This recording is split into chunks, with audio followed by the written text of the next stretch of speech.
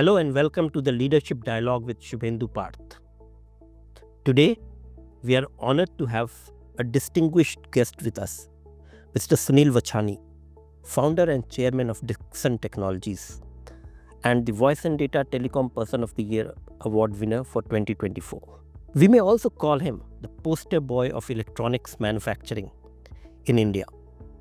No wonder then, under his leadership, Dixon Technologies has become India's leading electronic manufacturing service provider, significantly boosting India's telecom and communications sector. A passionate advocate of Made in India, Mr. Vachhani has spearheaded a strategic collaboration with global giants and championed domestic production, transforming Dixon into a cornerstone of India's telecom manufacturing ecosystem. Let's hear more about his inspiring journey and the future vision. Very warm welcome, Mr. Vachhani. Thank you so much, sir. Hearty congratulations on being conferred the Voice and Data Telecom Person of the Year award winner for 2024. Thank you for the blockbuster introduction, and thank you for this very prestigious award and for this honor. I'm truly grateful to the jury members for selecting me this, and this will further motivate me and my team, to work harder, to strive harder to ensure that India does emerge as the next hub for manufacturing telecom products and other products for the world. Thanks a lot. In our interaction in 2021, you had termed the year as the golden moment of electronic manufacturing in India. Would you describe 2024 in a similar transformative period, especially for telecom equipment manufacturing? Yeah, I recall during the last interaction, and we had this discussion where I think a lot of us, and both of us were really, really bullish on the times to come and the kind of potential that existed in the industry for making India the hub for manufacturing for the world. I think a lot of it is coming true now. We have seen some amazing numbers in the last few years. If you look at the broader picture, out of the total demand of about $150 billion of ICT products, almost $110 billion worth products were made in India. So I think there is no doubt that we have come a very, very long way as an industry, as a country. And looking back to the times many years back when I think we were importing almost all the products that were sold in the Indian market.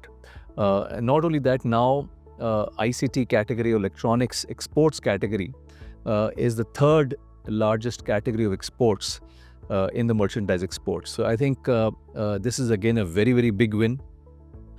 Because as compared to the time when we were importing almost everything, and now compared to the time where this is one of the largest category of exports, I think it's hugely satisfying. But I think we cannot, rest on these laurels right now. We cannot be, taking this for granted that yes, things are going to happen the way we want to. A lot has to be done. We have to create a component ecosystem. We have to invest in a design ecosystem.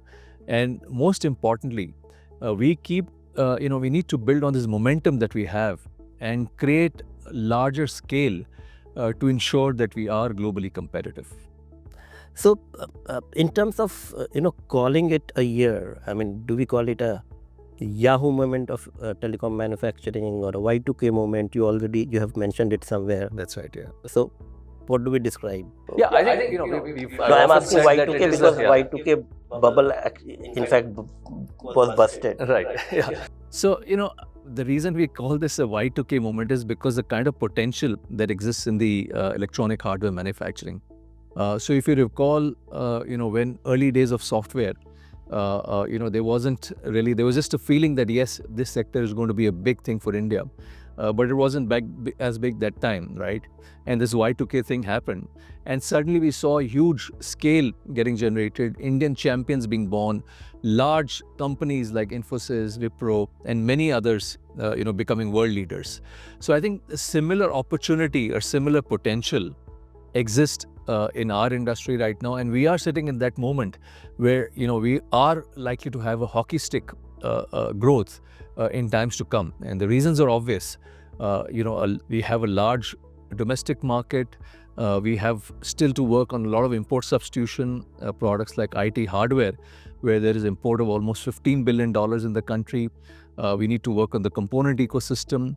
And of course, we need to look at, as I mentioned, India emerging as the next hub for manufacturing, because still, even though we've had fantastic growth in exports, still the base is very small. It's a long, long way to go.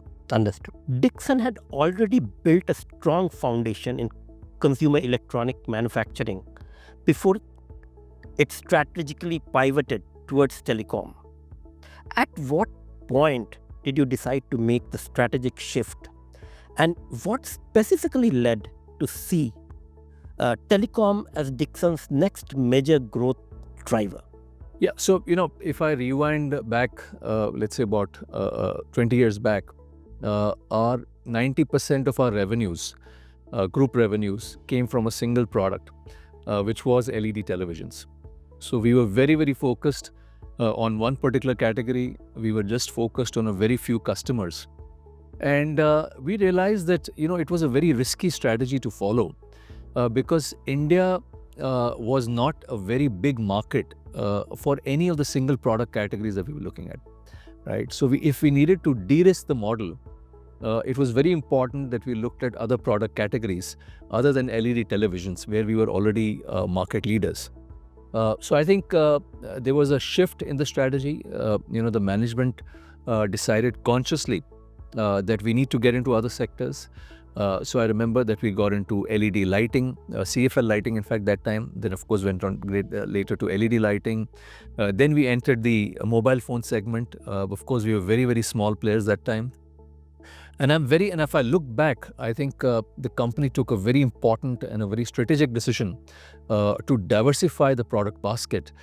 Because today, as you know, the company is present across many product categories.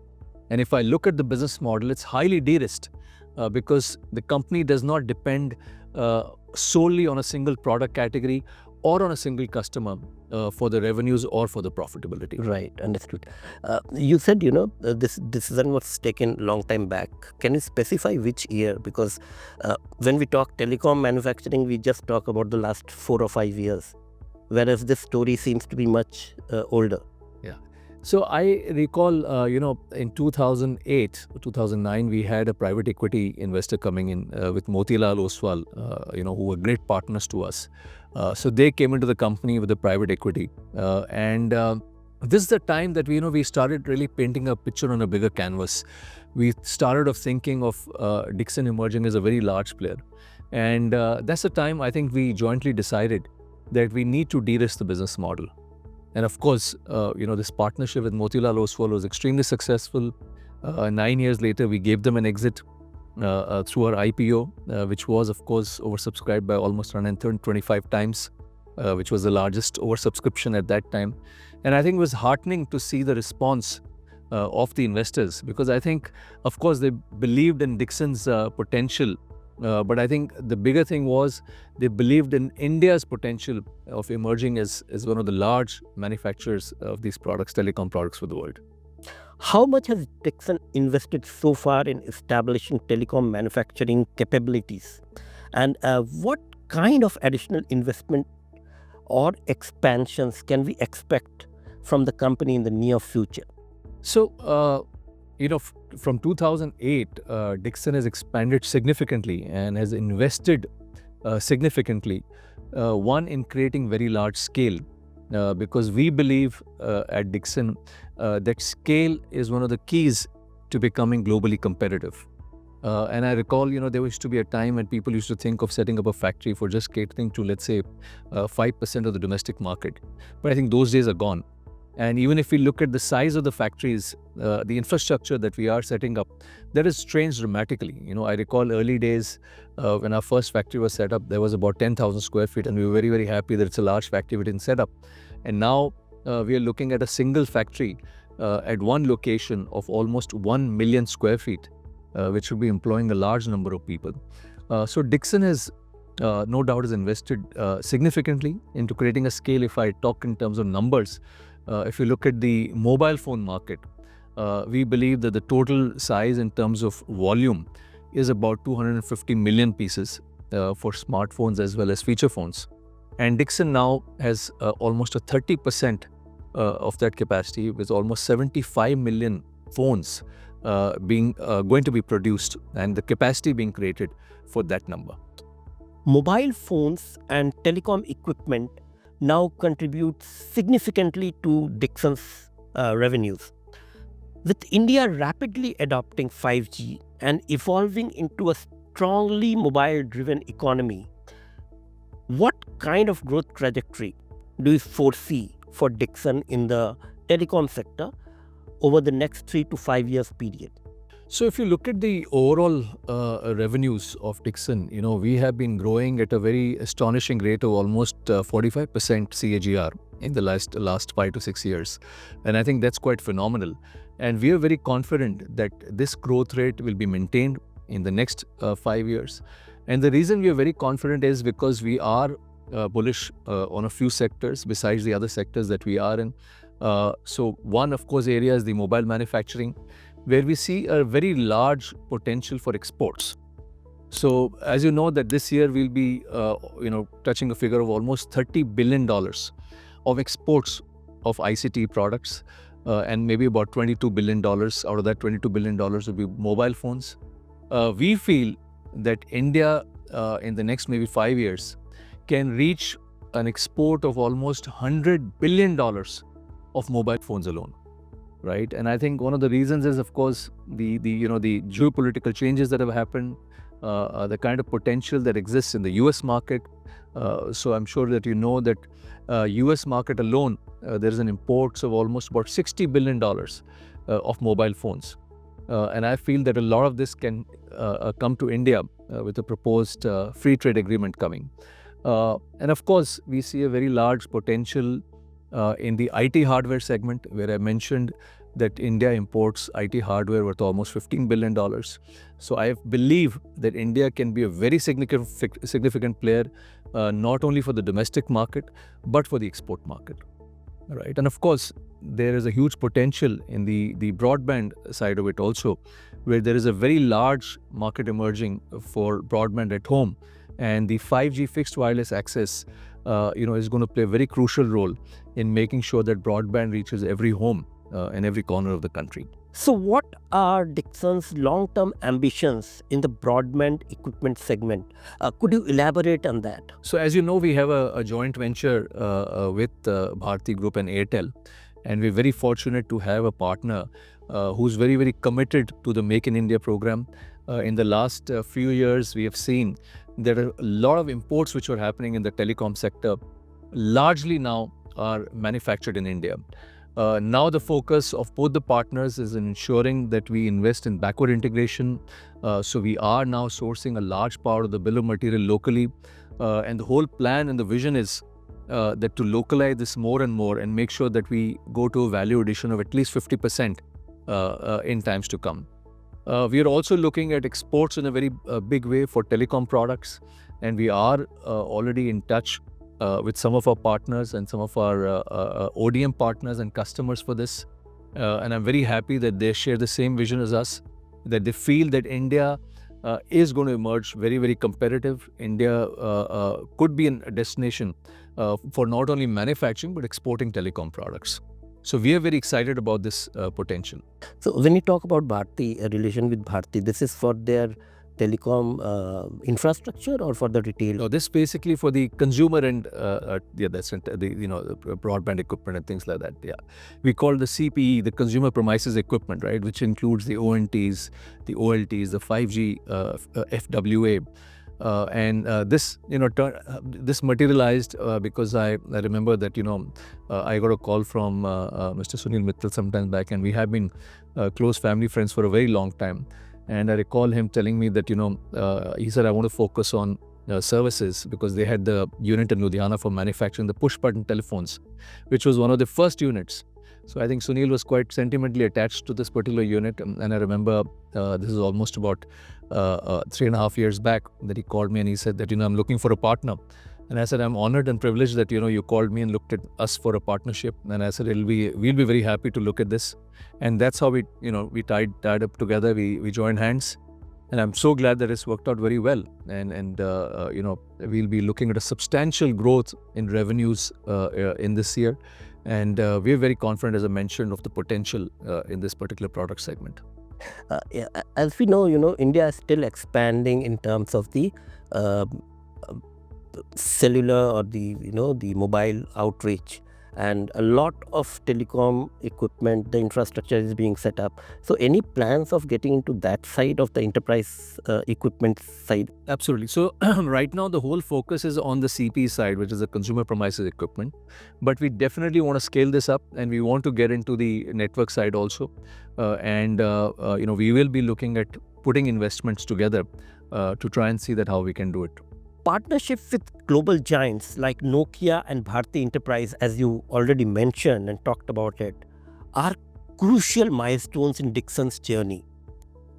What are the key considerations or criteria when choosing these strategic partnerships? And how do you align this partnership with India's national objective of achieving self-reliance in telecom manufacturing? So, when you talk about companies like Nokia, globally, they're a giant as far as the telecom manufacturing is concerned. I think they have some amazing technology. They have some amazing products. They're known for their reliability, for their quality and the dependability. And I think when you look for a partnership, I think the most important thing is, first of all, a shared vision.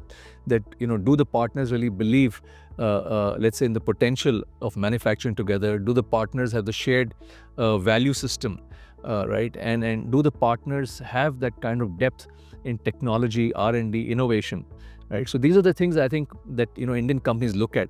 And of course, if you look at from the foreign companies' point of view, the multinationals, they look at a reliable partner who's transparent, who's honest, who's committed to the partnership, and of course, who has a shared vision. And I think when we look at the partnership with Nokia, we are extremely fortunate to have this partnership. And as I mentioned, that both partners are looking at manufacturing not only for the domestic market, but for global markets in times to come. But of course, a lot has to be done. A big distance has to be traveled.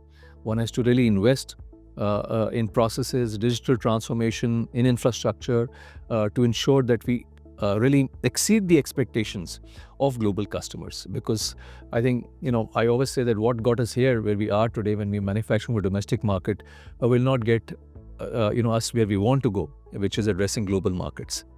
So the company and the group is very conscious of that, and we are investing heavily in the area of digital transformation, in our processes, in our scale and infrastructure as we speak. So again, from the you talked about the strategic compatibility part of it. From the technology transfer or investment perspective, are the companies also open? Of course, technology transfer would be there, but are they also open to investing in jointly creating a facility or an infrastructure with Dixon, or is that a model that could in future emerge? So, you see, there is no doubt that we in Dixon have a vision now that we need to invest in the design area of design-led manufacturing. So, towards this area, we are looking at partnerships. We are in the process of tying up with a company which is one of the largest design houses in products like IT. So, we are very, very confident that once this is through, we would have gained major strength in not only manufacturing of these products, but in designing of these products. So when we are looking at designing our products, we are looking at various avenues and routes to do it. There'll be some products which will be doing it ourselves. So if we look at our range of home appliances like refrigerators and washing machines, lighting, Dixon has been offering our own design solutions for a very, very long time, and there's further investment being put there. But there'll be some areas and some products and industries where we will be looking at partnerships. Because idea is that if we try and do it on our own, it might take us a very long time, and we do not have time on our side, right, when we're looking at addressing global markets, right? Because this is our time. As the Honorable Prime Minister said, yahi samay hai, sahi samay aur apna samay.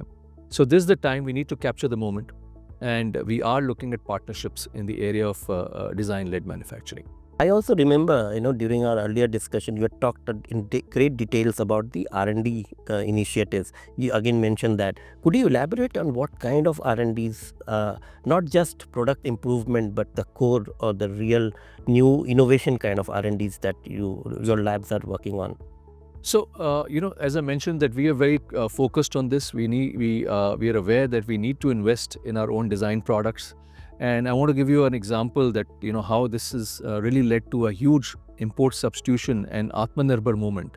So it's a very large, there was a very large German brand which is one of the global leaders in home appliances, and I recall just during time of COVID, they came to us that look, here is a product of washing machines, automatic washing machines. We are currently importing this, from your neighboring country. We want to ensure that we manufacture this in India. But globally, we are not very strong in this particular area, and because globally, as you know, washing machines are more front loaded than top loaded. So they told us that, can you design a product for us, and we'll help you on that. We'll work together on this, and can we ensure that it's done in record time, right? Because we need to do it fast. And I recall that our engineers worked on a product with the help of the customer. We set up a factory in a very record time during COVID. It wasn't the very easiest thing to do. And in a very short period of time, we were able to come out with a product which met their very, very, stringent approval standards. It passed all the tests, and we were able to launch it in the Indian market. And I'm very happy now to tell you that almost 100% of the products sold by this brand in the country are made in India and are designed in India. So I think these are the kind of stories that really encourage our team to, really go that extra mile to make sure that we start now designing the products in India besides just making it in India. And this kind of an effort and investment, as I mentioned, is being made across product categories. So if you look at the new range of products like refrigerators, we are completely designing it ourselves. We did attempt this in mobile phone segment, but as you know, in mobile phone segment, the supply chain is very, very complex, and you need partnerships for that. So there again, the company is, tying up with someone to ensure that we invest in the design and we invest in the supply chain capabilities. As you rightly already mentioned, decided to expand into manufacturing critical components like display modules and camera modules, which substantially influence the device value chain. Could you elaborate on your strategic roadmap, the milestones and timelines for these component segments? So, as I mentioned, that we've had huge success as far as mobile phone manufacturing is concerned, whether it is the country or the company. There's huge employment being generated, huge incremental sales which has happened once the PLI was launched. But the whole point is that this has to be sustainable, right? We cannot just be happy with what we have. And if this momentum has to be sustainable, then it's quite imperative that the country invests in the component ecosystem, right? And we ourselves realize that Dixon has to invest in the component ecosystem to kind of build a competitive advantage. And that's why we decided now to set up our own factory for the display module. So this factory hopefully should be up and running by October or November this year. And this is facilities coming up in Noida. And this is, of course, in partnership with HKC, where we have got the technology from them. HKC is one of the leaders as far as the display technology is concerned globally. We will be starting off with the mobile phone displays, gradually getting into television displays, and of course the IT hardware, the laptop displays also. This is going to take up the value addition, we believe, with a country which is around 18% to maybe around 25 to 26%, which is quite significant. And then we also plan to get into the camera modules in partnership with a company which will hopefully be announced soon. And this again should take the value addition to close to about 40%, 37 to 40%. And we believe that will be quite significant for the industry and for the company, because if you see, countries like Vietnam also, after having manufactured these products at a very large scale for a certain period of time, this is the kind of value addition that they've achieved. And going forward, we will be investing in the area of mechanicals. We will be investing in certain more components. We'll have our vendors also set up base here. So we are very confident that this momentum in creating a component ecosystem will take place, and we will have a value addition of roughly around 45% in times to come. Right. I recall you had given the analogy of Maruti and the ecosystem of the ancillary, the automobile that you had, and you are actually talking about it now. And I believe the environment and the policy framework is right at the moment. Yeah. So I'll tell you the reason, why I talk about this Maruti example, because it's very significant. Because, there are still a lot of, people who believe that this success that we've had in mobile manufacturing is just, temporary or ordinary, right? Because they feel that, kahan hai value addition? Ye to ab sab aap kuch import hi kar rahe ho, ye to dabba bana rahe ho, like things like that. Right. So I think, to those people who don't believe in this, we want to tell them that, look, these things take time, right? And that's why we gave the example of Maruti, because when Maruti, I'm sure, must have come in, as I mentioned that I wasn't around, but people must have said, ye to sab assembly ho rahi hai, right? And why it's very significant, because our auto component sector today, right, is done exceptionally well, right? They're not only manufacturing for domestic market, some of our friends are exporting to US to companies like Tesla, right, who are very, very demanding customers. So this shows that how far they've come as an industry. I think this is the kind of change that we are looking at in the electronic components sector also, where companies are not only catering to the domestic market, but these companies should be able to supply to some of the best brands in the world. And I'm very confident that it's going to happen. And of course, we are, waiting very eagerly for the PLI for components, which we are told is going to come any moment or any day. So let's hope that once that happens, we would be creating a very, very strong and vibrant component ecosystem. Yeah, very long awaited thing. But, from the another strategic, we have had a very good policy framework now for Atmanirbhar Bharat, and the PLI, which Dixon was one of the first companies to get that. What more could be done by the government to meet the challenges, like alternative China plus alternative is Vietnam, Thailand, Indonesia is going strong, and Malaysia is doing a lot of manufacturing. So to emerge over and above them and become the truly China plus one alternative. So I think, the biggest thing the government can do is just give that confidence to the investors that, look, we are with you. We believe in the Make in India story. You go ahead. We are going to be there with you. We're going to honor the commitments that have been given. We're going to be making sure that the kind of commitment that has been there, seen in the last 10 years, is going to grow even stronger. So I think government just has to give that confidence to the existing investors and to the potential investors. And once that happens, the industrialists, the entrepreneurs have to do their job.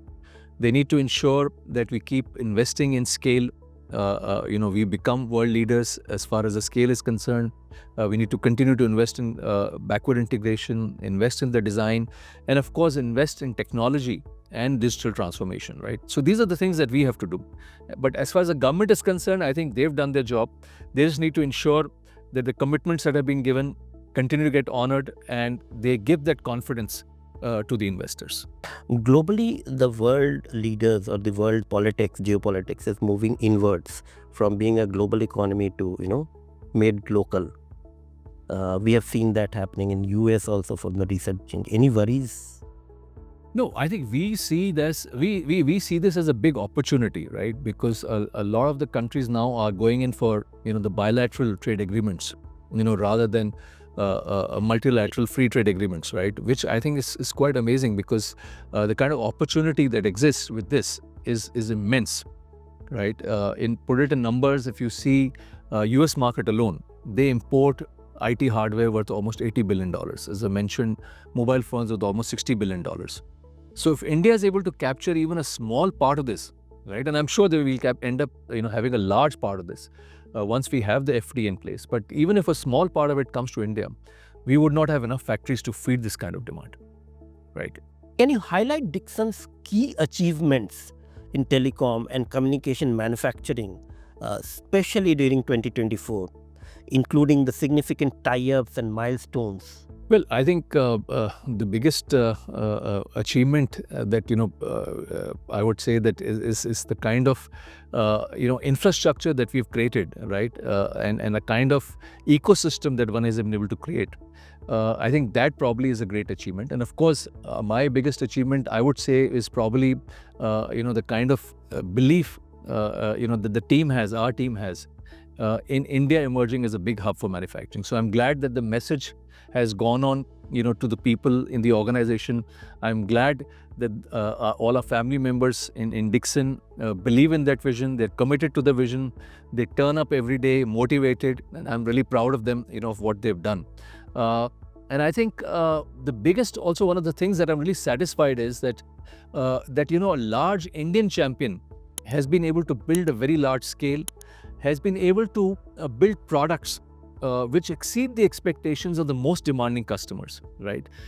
Because, not many people honestly believed that Indian companies have it in them to make it big in electronic hardware. And I've said this often that, I remember my very early days where I used to meet a lot of people, both in the government and private sector, where everybody used to just, write it off that, you're just wasting your time.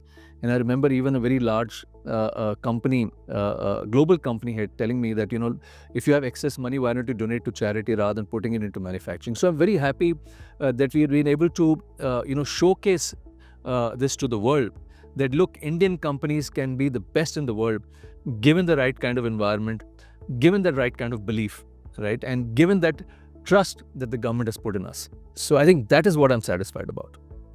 Also, I remember you mentioning about reaching out to a financial institution or a bank. Yeah. And how much have, of course, for Dixon it has changed, but how much has that changed for these startups? Yeah. So I think if you see, the biggest change that has happened is, of course, now the banking and the financial sector has started believing in this growth story. But I think the big change that happened was, I remember when our IPO was coming out, because I remember the early meetings, the first meeting that I had with one of the potential investors. Again, they didn't really believe in the story that, electronics, manufacturing, there was no IPO, there was no, I think the last IPO that came into country of electronics was probably Merck of Onida. I'm talking about many, many years back. And now you see there are almost, 10 great companies which are listed on the exchange, right? And as I said, the kind of multiples that these companies are getting of, let's say, 100 times or even more than that. One, of course, it shows their faith in the entrepreneurs who are running this company. But more importantly, this shows the kind of faith that they have in, our Prime Minister's call for Make in India. And the faith that they have that India is going to emerge as the biggest manufacturer for the world. So I think that is extremely satisfying to us. Finally, the last question for you. As the Voice and Data Telecom Person of the Year, what legacy or lasting industry impact do you hope to create? And what's your key message for young entrepreneurs aspiring to enter India's electronic and telecom manufacturing space? I think, one piece of advice that I would give young entrepreneurs is, never give up, right? Because it's very easy to give up, when things don't go your way. I've told you about my early days when I went to a lot of banks, and I was coming from a situation where my late father's company was going through a deep financial issue. And I remember it was very difficult to try and convince potential, backers or bankers to really back this project, and give a term loan. It would have been very easy that time to just give it up and, not really put in your this and, continue that effort. But I think if you keep trying, if you really keep giving your best and you're determined about something, things really fall in place. So I hope that my journey and our journey in Dixon, really inspires young entrepreneurs to come and invest in this sector, because as an industry, we need entrepreneurs to come in, invest in the component ecosystem. We need many MSMEs to come and invest in components. Even simple things like PCBs are not made in the country today. So I encourage and urge all the entrepreneurs to really take a closer look at this industry, to look at the potential, to believe in the Make in India story, and of course, give it your best, work hard, and ensure that we achieve that vision of Make in India and making India the hub for manufacturing for the world. You talked about the strategic part and also what the entrepreneur should do in terms of the entrepreneurial spirit and not giving up. If you have to advise a new entrepreneur, what core areas do you think they should get into, and what should be their step to step move forward? Yeah, see, the point is that electronic component industry, it's globally, and I'm thinking now, and even in India, as I mentioned, is now there's a different dimension to it now, in the sense that gone are the days that you could set up a manufacturing unit, as I mentioned, just to cater to 2 to 5% of the market, because today, if you're unfortunately, again, in India, the demand for some of the components that we need is not that large enough that someone can just set up a unit just for manufacturing for India. So if you are looking at setting up a unit, you should think of the world, right? I know it's not easy coming into a sector and investing large money. You need collaterals and things like that, but I think things are changing now. Capital is really not a problem. It's not really the biggest issue for any entrepreneur, young entrepreneur. So look at catering to the world market, look at creating a large scale, and look at being globally competitive when you're starting off. Thank you, Mr. Vachani. Thanks a lot for joining us for this conversation today. We look forward to more such interactions with you. And again, warm congratulations. And from all of us at Voice and Data, thanks. Thank you so much. Thank you.